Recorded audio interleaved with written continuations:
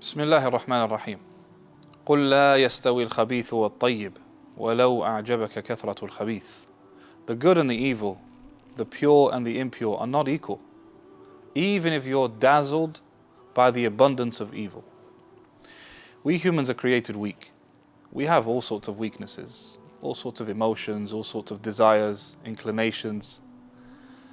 And one of those manifestations of our weakness is that we prefer ease and comfort over clashing with people, disagreeing, opposing others, going against norms. No one wants to be seen as a stranger. No one wants to be seen as someone who's weird.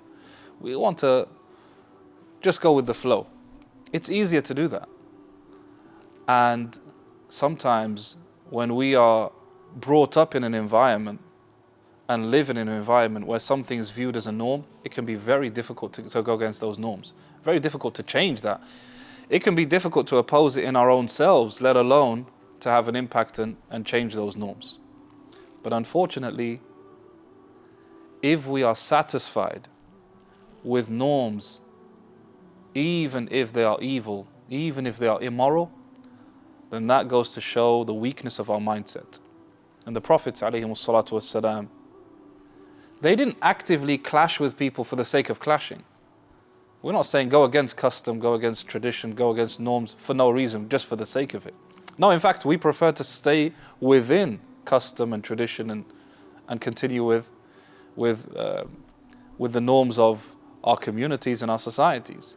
But if it comes to following the truth or following custom, we should be strong enough, firm enough as believers to clash, even if that means that we're viewed as strangers. And almost all the prophets and messengers that were sent had some people, and sometimes the majority of people, opposing them and clashing with them. Imagine the Prophet ﷺ says, I saw in a dream that different prophets came with their nations. Some prophets would come with a group of people, a small group of followers. Other prophets would come with only one or two followers. He says, وَرَأَيْتُ النَّبِيَّ وَلَيْسَ مَعَهُ أَحَدٌ. And I saw some prophets without a single follower. What does that mean? That means that he was calling people to Allah, calling people to righteousness and goodness, with no one responding. And yet, these prophets maintained and upheld their firmness.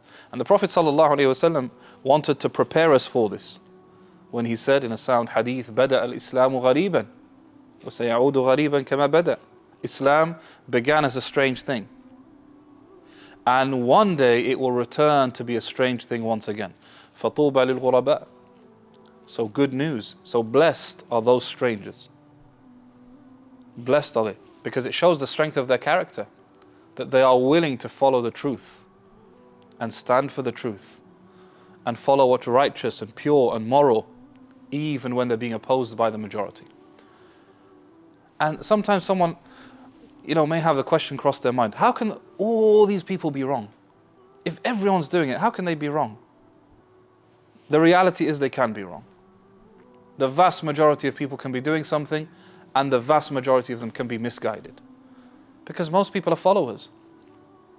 We like comfort, like I said at the beginning. We like comfort, we like ease. We like the easy option. And the easy option normally is just to follow quietly without causing a fuss. And so Allah Ta'ala in this beautiful ayah gives us a principle. Do not be impressed by numbers. Do not be impressed that something is so widespread. Even if it's almost impossible to hear somebody opposing that norm, our duty is to say, what does Allah, the most wise, the most knowing, say about this thing? And that's what we will believe, and that's what we will follow. Wa sallallahu ala nabiyyina Muhammad wa ala alihi wa sahbihi ajma'in.